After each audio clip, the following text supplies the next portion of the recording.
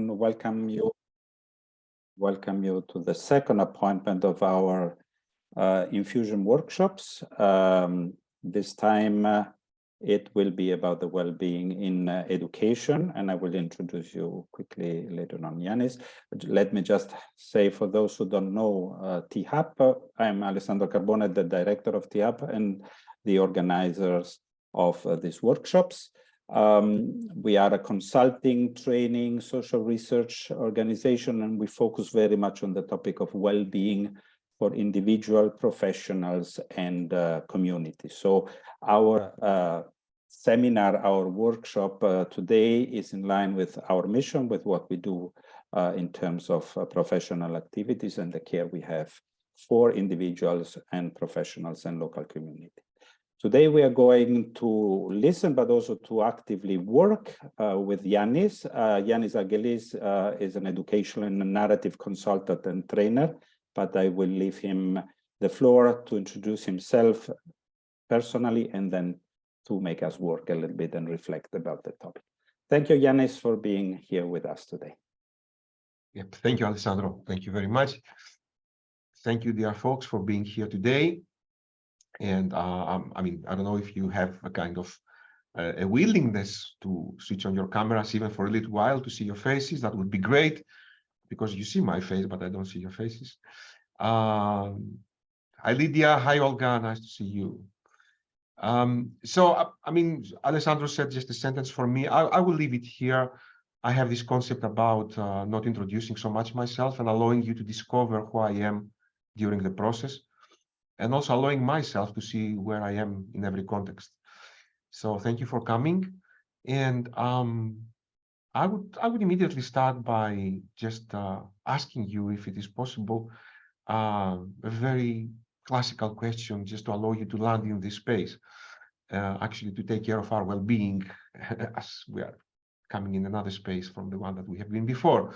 And the question is actually, how you arrive in this meeting, but I would like to do it in a different way. Normally, I would ask you, how do you arrive in this meeting? And you write something like, I'm tired, I'm excited, I'm bored already, I am whatever. But I will make it a little bit difficult for you. And I would like to ask you, I arrive in this meeting, just to complete this sentence, I arrive in this meeting like, and then you have to add an image or a metaphor. I do this because I want to bring the imagination, which imagination is a very important part of well-being, not only in education, but in general. So let's see what we can get from that. So please write in the chat your name, maybe where are you coming from, where are you connected from, and answer the question, I'm coming here like. And I see also, I don't know, Irina, there are some people that they are just sending messages because they cannot enter. I don't know what's going on. Something with a link probably, because I know we have 30 people registered, but we have here something like 7.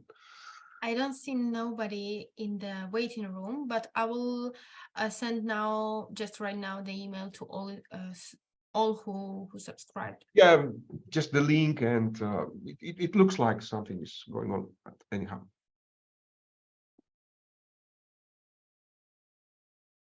So let's see what's going on in the chat.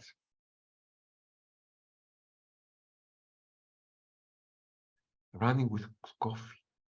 Interesting.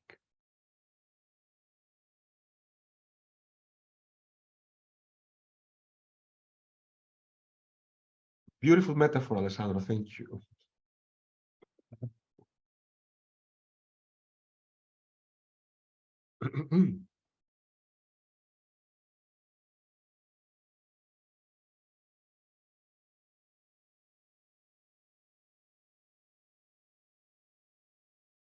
Is it rollers on your feet, Olga, or the rollers of the roller coaster? So is it scary or is it just rushing?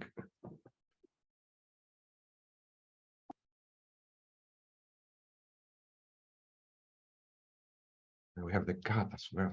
Interesting.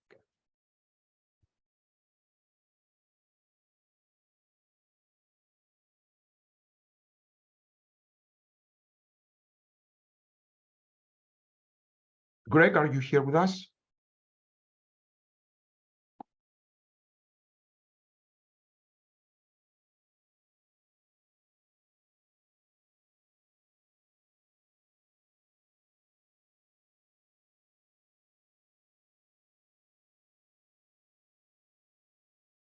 Okay. So thank you. Thank you.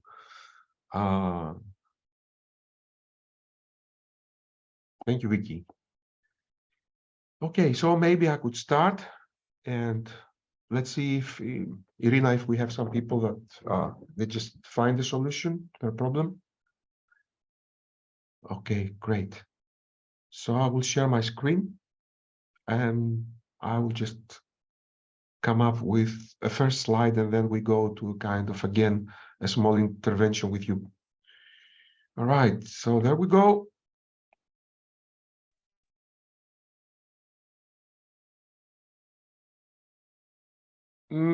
Just let me just see. Just a note if you see my first slide in full screen. Is it okay? All right, good, because I'm gonna close it. Okay, I would like that just to do some framing, and I just want to mention here that framing is very different from what an agenda is. Framing is more or less focus on how we do things rather what we are going to hear or what we are going to see here. So the first thing is that it invites your participation, not so much like a full 3 or 4 hours workshop, but just a little bit, as you will see. So it's not a kind of a lecture and not just a one-way presentation, even if most of the time it will be slides, okay? And we will try to take care of our well-being in the space, as we already did, just, had a small talk, actually to walk the talk, because otherwise why we are talking about well-being. Please have some pen and paper, and also any beverage that, Lydia had her coffee, some water, whatever. Actually take care of your needs. And this is a very basic thing in our well-being processes. We will be a bit provocative today and a little bit wild. So I just want to prepare you for that. And then we are going to harvest the collective wisdom in the room, as I like this to happen in every constellation that people get together. All right. So this is what we are going to do. And by having said that, immediately I'm going to give me this thing. I'm going to ask you now a kind of question that it is very important to connect you with the content. So the question I would like to ask you is, what is the question I would like to ask you?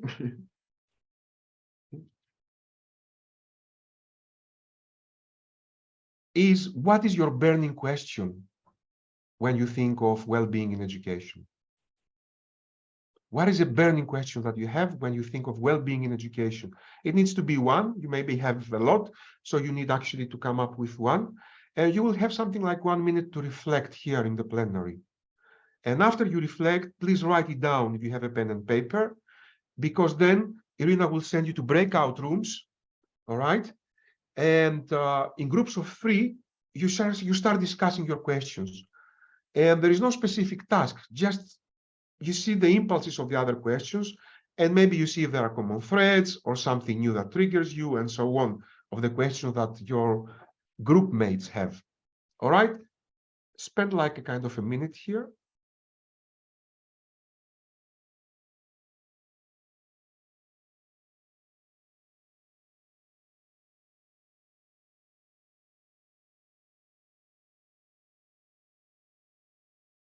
What is your burning question when you think of well-being in education?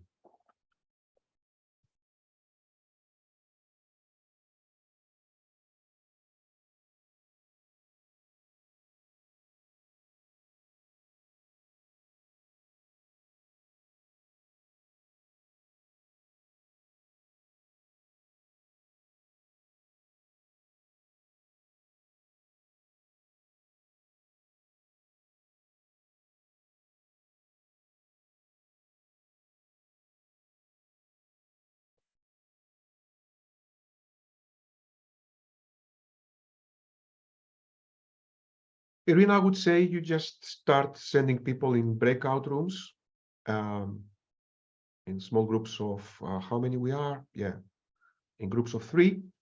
And you will spend there something like 7 minutes just to share and discuss a bit. And then you come out and we'll see what we can do.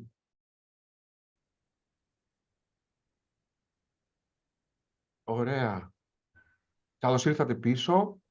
Οπότε, welcome back. Sorry, I was speaking Greek. I was talking to Andreas. Without further ado, if you would like, I would appreciate it if you put your burning question on the chat. Okay. Just write it down. And in the meantime, if anybody wants to speak and share anything that you think needs to be shared of what happened in your rooms, then do that.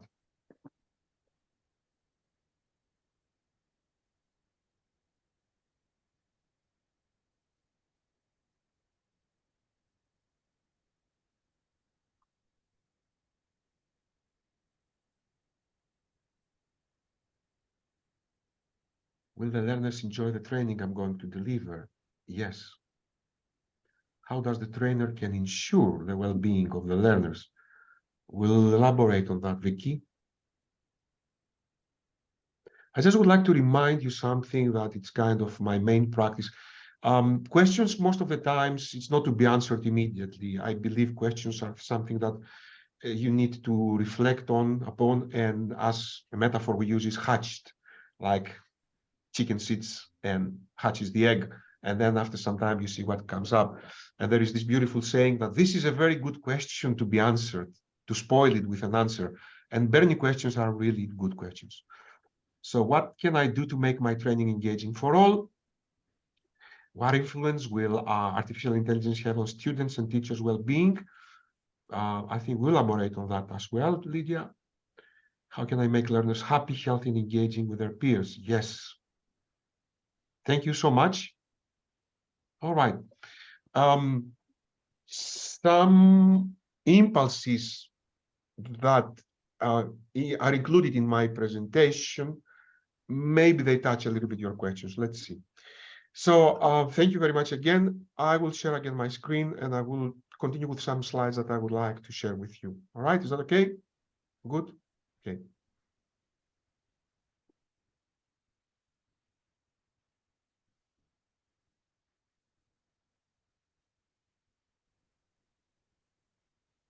So I would like to elaborate on something that I call essentials of human well-being, but I think it's good to start with a definition, and there are so many definitions you can find in books and internet. And I would like to give today a very simple one for you, which is well-being is feeling good about yourself and life. And I would like immediately to start by saying that for me, I don't see well-being as an outcome, as a goal that needs to be achieved, or something that it is very much only connected with resilience, all right? So I would like to introduce to you the idea of well-being as a process, which means we take care about our well-being every single moment, in every kind of space, well-being, digital, analog, hybrid, and so on. And it is a process, adding and enhancing this good feeling about our lives, about our work, about ourselves. So I would like to bring to you and share a concept of what it is called human set essentials in education, but it's also in different kind of contexts, like it can be in work environment, it can be in life as well. And this has been developed sometime during the COVID period by a group of people that they have gathered together, 35 people, and because of their competencies, they decided to support others to work from home, to work virtually. Of course, this has been also then updated, adjusted, and transformed, and it has given the name of human set essentials. And what we mostly know as sets in terms of how do our work is, first of all, the tool set. And this is the different models, different forms of content, research outcomes with papers. And if we're talking about digital environment, the technical equipment like the hardware, the software, the applications, and so on. And this is a basic thing for us to have in order to do our work, okay? Then there is another thing which is also very well known, which is called the skill set. And this is about our competencies. And competencies, now we have this digital world, so competencies about how we work in a digital, in an analog, and in a hybrid environment. All right, hybrid environment. We experienced it recently, which is school, home, and the space in between. And this has to do with all kinds of aspects of education, like teaching, learning, behaving, and leading. But for me, these are not enough. There are two more sets that needs to get into the game when we are thinking of well-being. And the first one is the mindset. And the mindset is about the ways we support people to expand or develop from the beginning a mindset of how the acquired skills and tools could be optimally used. And in this way, to both enhance learning and keep people in a healthy status. So mindset is something that actually it can be developed, as we say, all right? And here a kind of strategy, potential strategy, would be like changing the narratives or deconstructing dominant ideas and acknowledging the differences. And I will elaborate more on that. So changing the mindset is actually changing the status. And the next one, which is for me the most important in terms of well-being, is what we call the heart set. And this refers to a warm approach of our presence. For example, we did a kind of check-in. This is something like a warm approach. Irina has put some music. So I'm referring to the meeting now.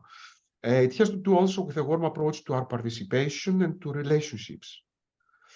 And this allows the various actors, teachers, students, parents, to stay in connection and mutually take care of the learning environment and themselves, co-shaping a safe space for effective learning. So it's all about connection.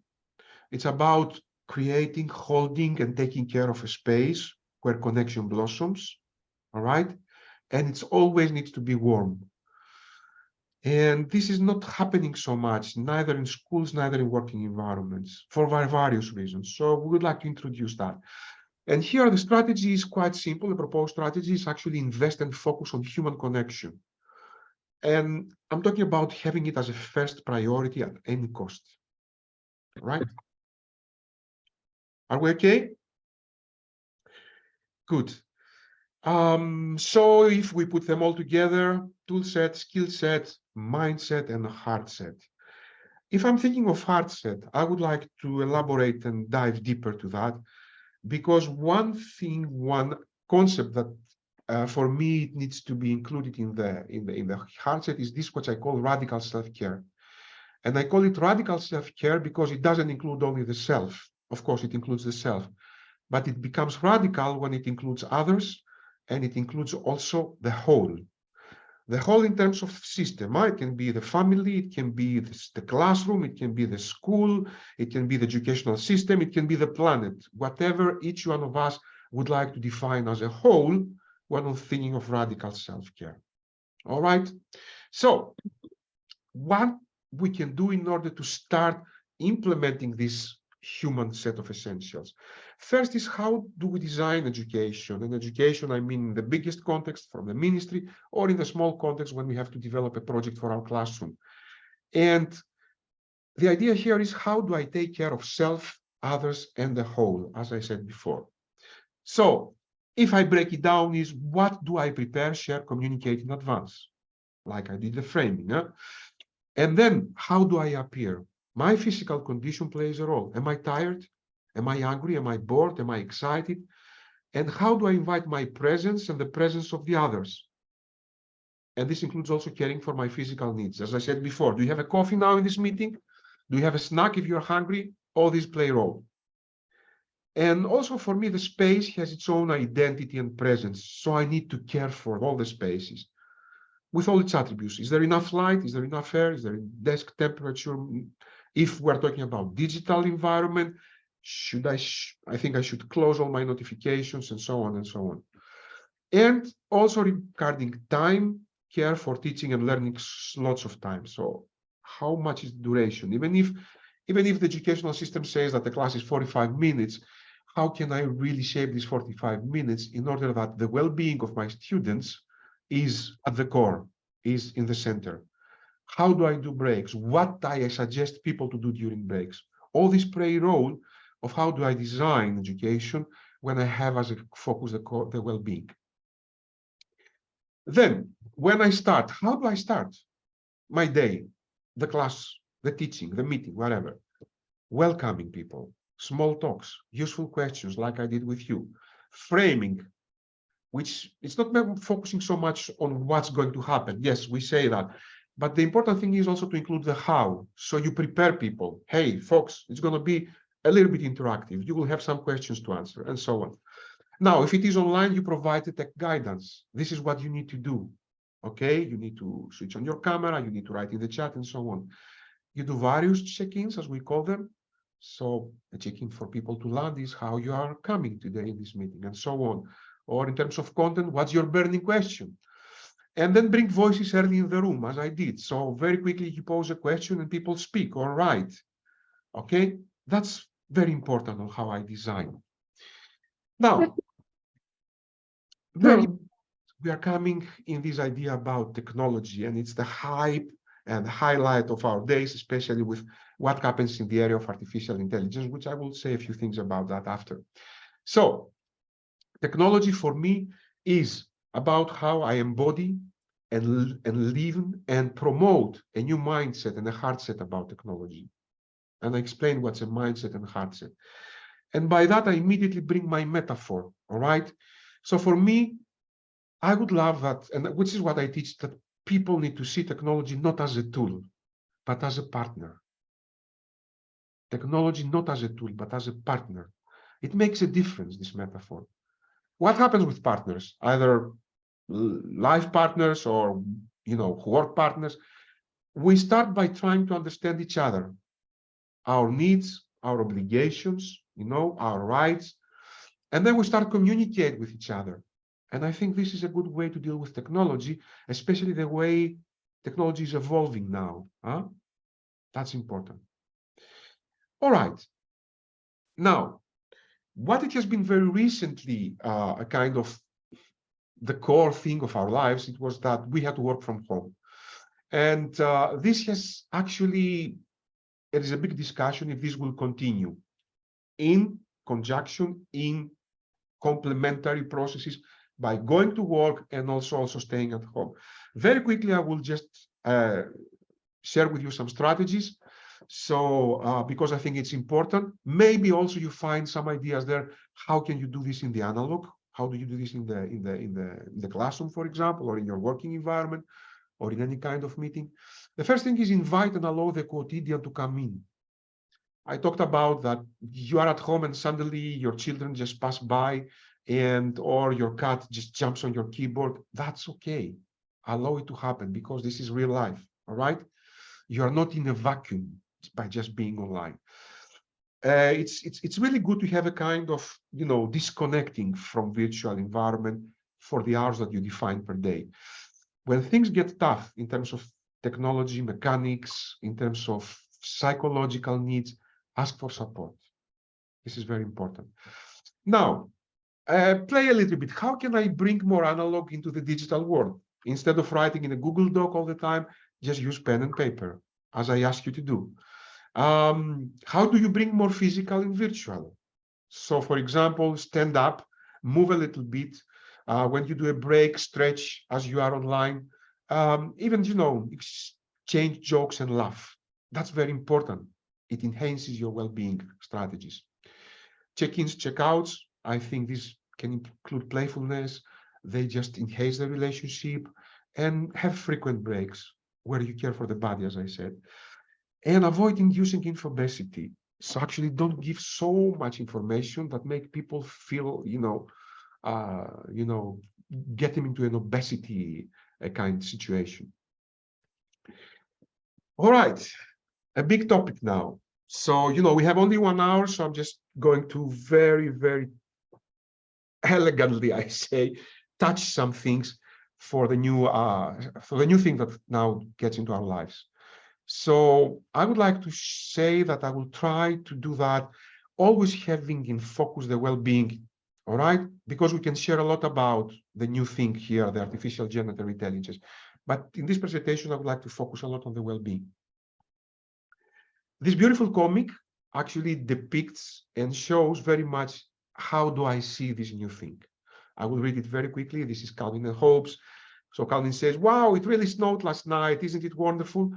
Everything familiar has disappeared, says Hobbes. Everything familiar has disappeared. The world looks brand new. A new year, a fresh, clean start.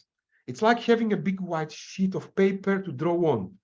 A day full of possibilities, huh? A day full of possibilities. It's a magical world, Hobbes' old buddy. Let's go exploring.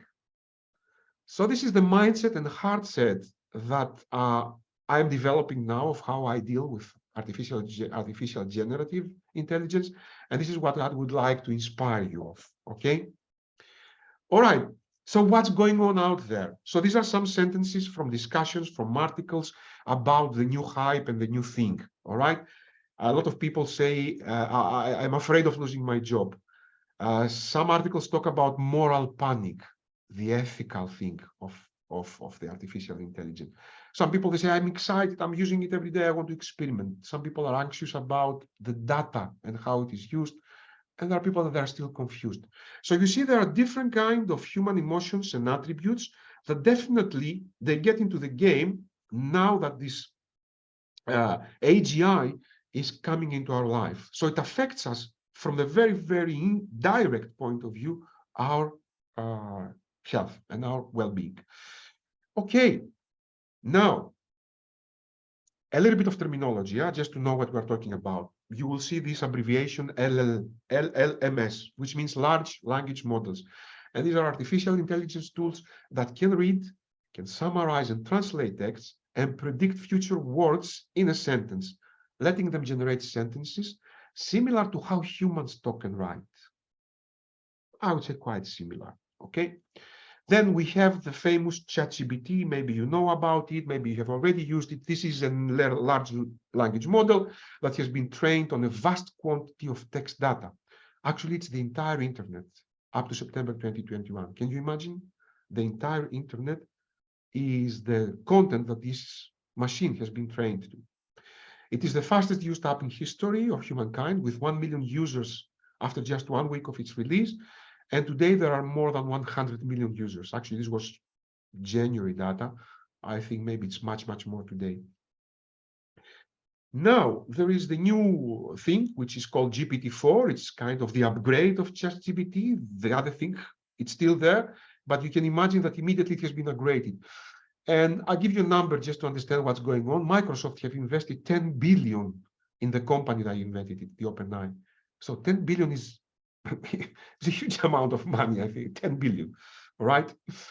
And then we have this kind of beautiful term, which coined by a friend of mine, Donald Clark, pedagogy, which is the method and practice of teaching and learning by using artificial intelligence. Pedagogy. Okay, some history, all right? I think it is important in order to understand what's going on today. I mean, humankind, you know, came into life, and there were these cave paintings. If we are thinking about how people have been communicating and educating themselves, it was the cave paintings and oral stories. Then the language has been developed. Then papyrus came into the game, so people started writing, and then paper, all right? And up to that time, it was a kind of the elite who was handling and who was taking care of these things. But the technology of paper that came after, which is the printing, made this available almost to everybody through books and through whatever printing materials. Well, then what came, it was the internet. That was a milestone, because then we started seeing knowledge through multimedia. And that was a milestone in pedagogy, because the access to content was coming not just by reading and, you know, writing and so on. It came through the search function, Google search. That was a milestone. People immediately could just put a word and find what they wanted to learn. Then the next thing, what came, it was the social media. And this was now another kind of other milestone, because we started sharing our knowledge and stories and whatever else with others online. And then November 30th, 2022, this is a historical moment, the introduction of ChatGPT. And the ChatGPT combined these two things, the search and the social. Search, which means where it takes its data is from all the stored human knowledge that it is out there in the internet. Oh, this is amazing. And at the same time, it is social because it's being trained by all of us every single second. Either we do it consciously or unconsciously. And what we get from that is text, images, audio, and video, but through a dialogic relationship. So that we have the possibility and the ability to do a dialogue. Well, then, in a very short time, just in 2 months, 3 months, we had the introduction of GPT-4. And this is also the same thing, social, but I have put some question marks there because what else is coming tomorrow? We don't know what else this thing will do. And it's actually, we need to say that it's performing well across a huge range of languages. That's the new thing compared to the previous one. It accepts images also as inputs and generates captions, classifications, and analysis. It recognizes context from camera. So actually, this machine can see and can discuss with you what this machine sees. That's interesting. And what it deploys is what we call a Socratic teaching approach. So the Socratic teaching approach was dialogue and co-creation, rather than what it was before from the Google search, that it was just search and access. All right. Now, what we have been used for ages in the educational system, it was this. And this is actually until today, but not tomorrow. Huh? I highlight that. Things are changing in a dramatic speed. There was always this interaction between a teacher and a learner. And mostly that was from a place of authority. All right? The teacher was the authority. There were some variations of that, but that was more or less the history. Huh? Now we have some new things here, huh? And that's the new thing. So from being a couple in this equation, now it's a quartet. The I teacher and the I learner actually is the same thing, all right? It's the same, not person, but the same thing. And there is a beautiful, for me, interaction among all these kind of actors. Now here, the difference is that the learner, the artificial intelligence learner, can learn by itself. And the way it learns is growing. And some people say that it's going to be something that we cannot control. Let's see. It's not, as I say, I would like to focus on the well-being thing rather than on its, how can I say, the discussions that they are getting out together today, which they are more or less about the usefulness, the danger, and whatever else it's discussed. This is very interesting. Huh? So now, some food for thought for you. Maybe there are some things that you already have answered, but maybe not, but having the well-being in the focus. Number one is that artificial intelligence is challenging in a tectonic way our relationship with teaching and learning. This may create some fears, this may create some kind of stress, some excitement, some confusion as well, but it's part of the game. What we see up to the moment, and we can interpret that the AGI is a time-saving partner, because we can, and you get some things very quickly, even quicker than before. And now, from the perspective of well-being, how can we spend this time that we save now? And my proposal is to do it in a more relationship-oriented activities, right? I mean, we allow the AGI to do the mindless work, and we just focus on the minded work, which includes our relationships. Then, that's quite provocative. There are so many discussions out there, and my proposal is change the narrative. Shift the energy of the discussion about topics like ethical implications, data security, moral policies. This has been out for many years for previous things like the cloud, like the internet, so on. And I don't know, people just got inclined into that. But for me, if we're talking about well-being in education and in schools and wherever, for me, the important discussions we need to do right now is about gender equity, bullying, diversity and inclusion, cross-cultural identities, fostering relationships, and all these are impacted now by artificial intelligence. Okay, what else? The new GPT is astonishingly patient and kind in a dialogic context, as you discuss with it in a topic. And the question I pose is, could this be a role model for healthy human interaction as well? Can we learn from GPT-4?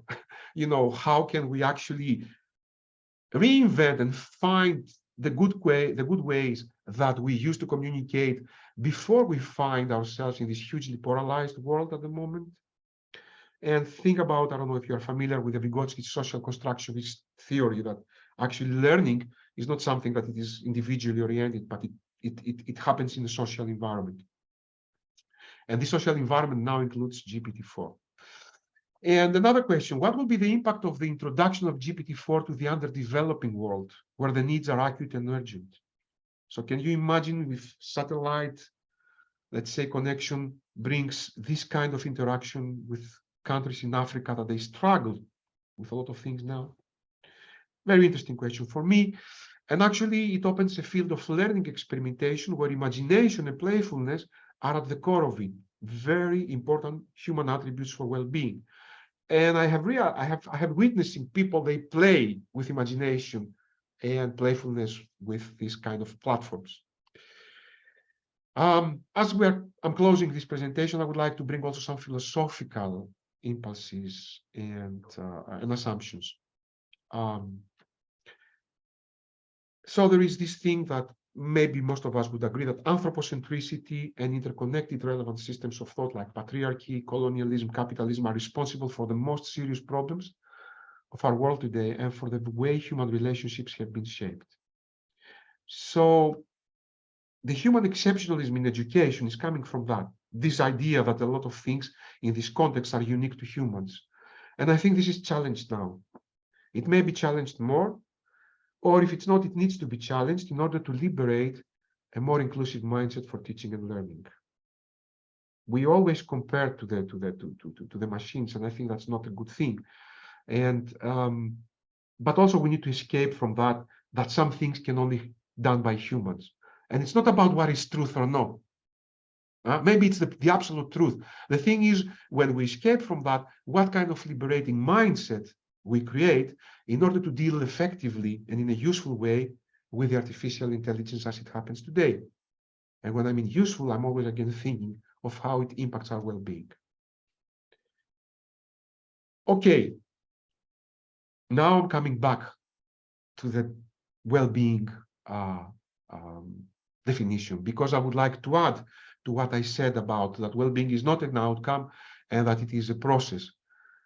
Also, from what maybe I have said to you, you may also realize that well-being is also an attitude. And for me, what is the most important learning and what are the most important message I would like to take with you today is that also it's a practice. It is a practice, right? Every day you can practice it. Okay.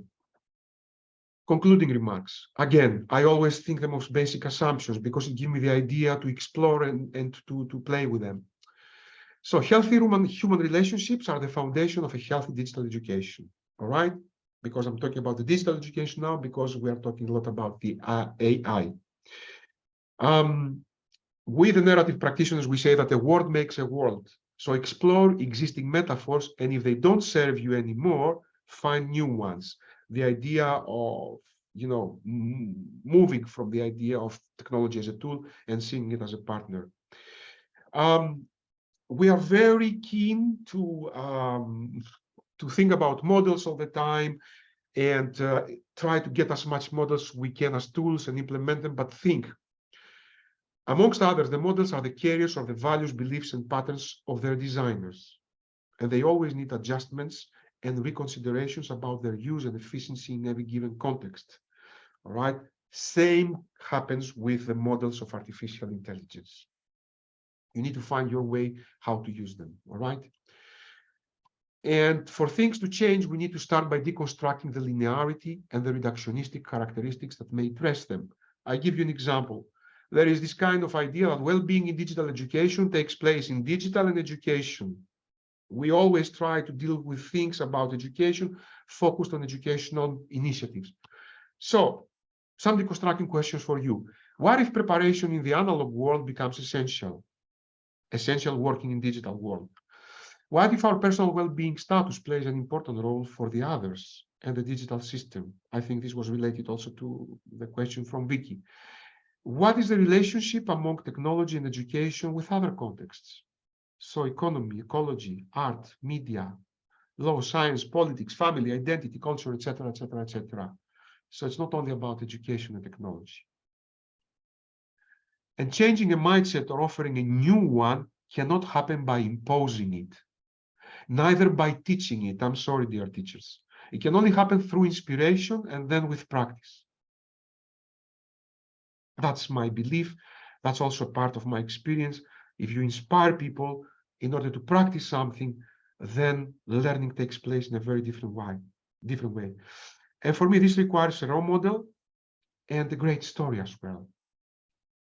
So what is the great story of artificial intelligence? That it will help us to be inspired and practice it in order to learn differently.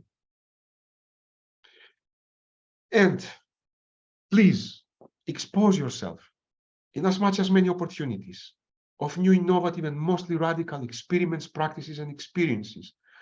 And do that not so much to adapt them, don't think as a tool, and reuse them, but mostly to learn from them through your personal experience and relationship.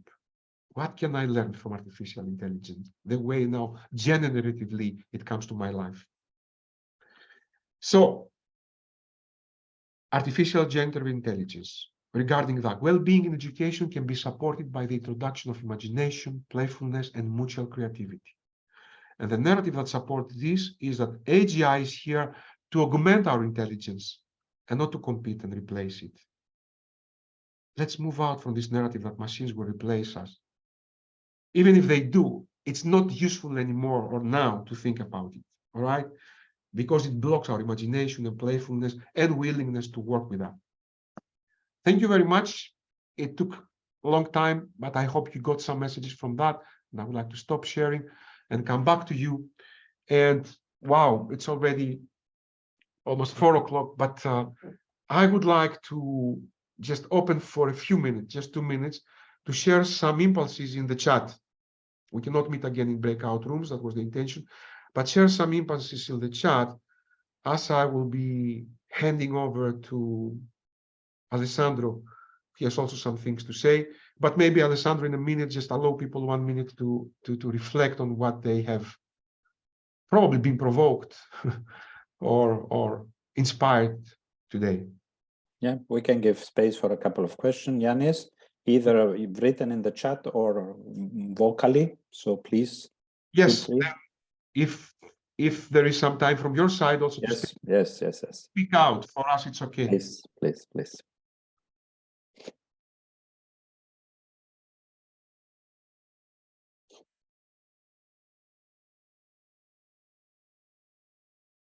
Yeah, AGI. It's amazing. We don't know what's coming up tomorrow.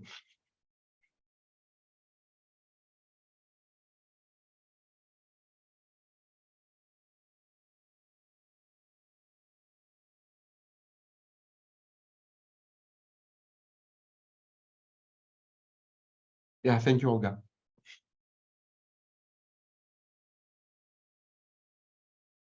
Anybody wants to speak, and maybe there is quite more things that somebody wants to say rather than writing, then this is the right time and the right place to do it.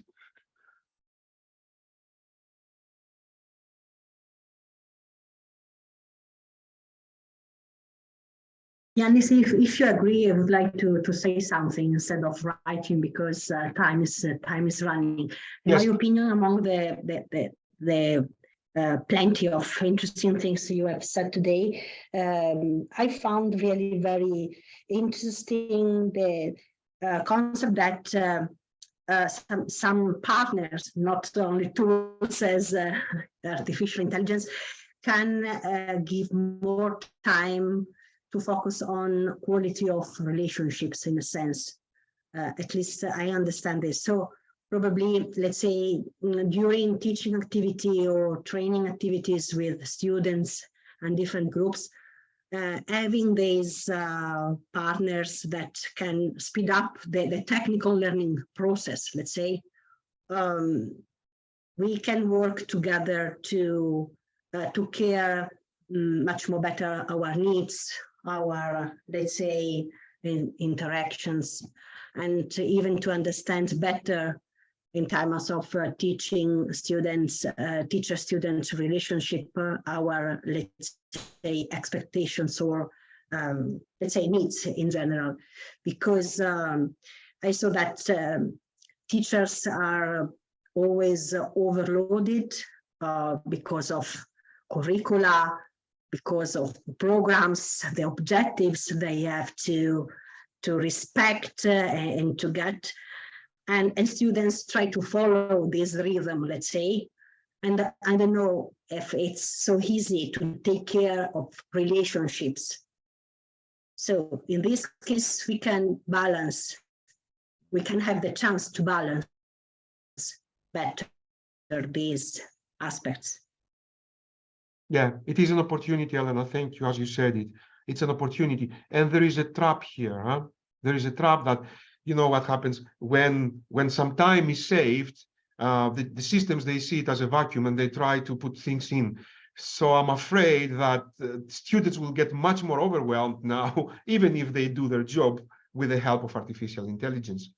So, but I'm inspired of what you said, like I have a metaphor also for artificial intelligence, the way it happens now. It's a mirror. Because actually it mirrors our lives and our knowledge. It's our knowledge that actually makes this thing the way it makes it, huh? In all aspects, the knowledge that it finds in the internet from us, the knowledge of the developers, these people, they're human beings that they are developing that, and they have a huge amount of knowledge of how to create this kind of language. So it's a mirror. And I would like to also bring this metaphor for that. So let me see what Astrid has written. The school system has been struggling for decades to transform and overcome its inertia, and is falling to do so due to human flaws. Ironically, technology may become the true driver for change. Yeah. I remember when COVID happened, there was this quote, who is your digital transformation director in the companies, you know, in big enterprises? And everybody said COVID. You know, companies were struggling for years to move from, you know, to do this digital transformation, and then COVID came and things happened in a night, in a way. Well, if I may say, what Astrid wrote is in a way, in different words, what I was thinking. Paradoxically, our teaching training methods have become very, very aseptic, very, and especially in the school systems. Okay, I think everybody might say that the school is just conveying information, the kids are fed up and so on. It might be really the case that artificial intelligence is going to be more human than us humans, while conveying training, information, etc., etc. So yes, it might really be the case that the artificial intelligence is going to teach us something about how being human and how to promote well-being in the educational system. Yeah. Yeah, as I mentioned, actually at the moment, ChatGPT is very kind and very patient with our stupid questions or provocative questions sometimes. And I'm thinking, how can we learn from that? Because we put a lot of stupid questions there and expect something. I like the idea also, Astrid, you mentioned about the radicality of revolution. Yeah, it may be a revolution because kids now, they play no matter what the educational system is doing, and they get what they want to get. Sometimes they want also to cheat the system. And this is another discussion also. And I see a lot of energy and focus there, Lydia. And I'm a bit worried that we spend our energy in this kind of ethical things, as if humans are the very much ethical, or how can I say, creatures that exist in this planet. But anyhow. Okay, let's see if there is another question, allegation, statement. So to give everybody the chance. Appetizer, there are so many things to, not only to say, but to practice. The idea is to practice all this, and there are several ways to do that. But maybe we can do it another time, and maybe Alessandro can speak about that. Yeah, so if there is anything else, yeah, I wanted to say this, that what Yanis has given us in a small pill, but pill is a very pharmaceutical image. So let's say it has given sorry? I use the word elixir. Elixir, I would have used the word pearl, okay? A small pearl in a shell can be, let's say, learned and attended through a whole week, so through several days of training, which T-HAP with Yanis has organized. In a couple of days, you will see it also published on our website. The training will be in Athens, first, let's say, offer from the 7th to the 13th of May, okay? And a second possibility for those who don't have the availability in the calendar will be in Italy, in Ferrara, from the 18th to the 24th of June, okay? I know I can see there are some teachers among us, those, the teachers who belong to schools who have an accreditation for Erasmus lump sums, they are covered by these lump sums, so this is a possibility. And those who don't have, there is a cost for this training, but you will find all the details on the website, how to apply, how to attend this training.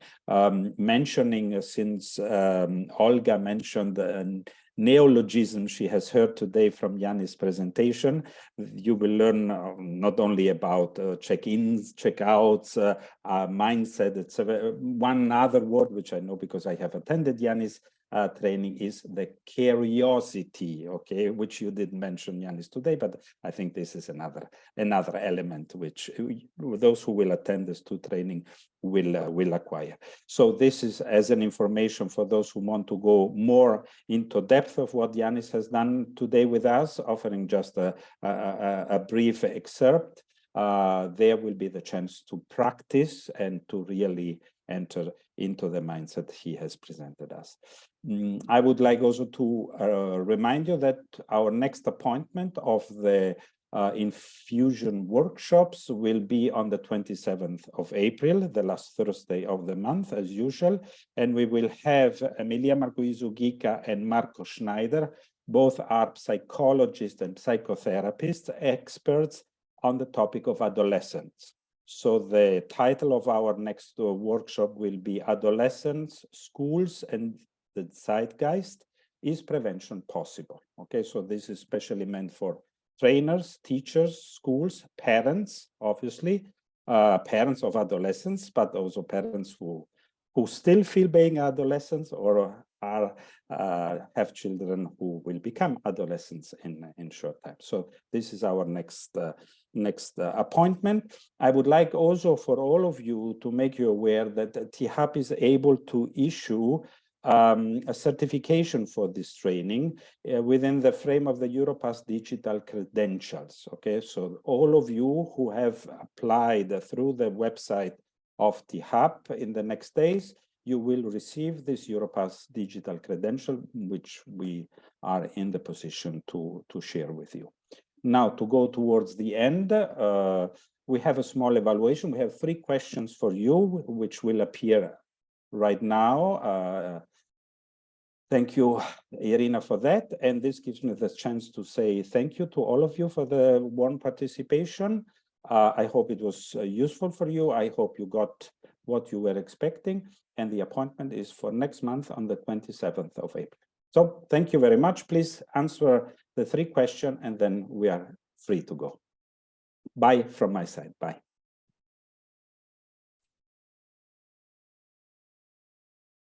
Thank you very much for staying also over time. And thank you for your contribution.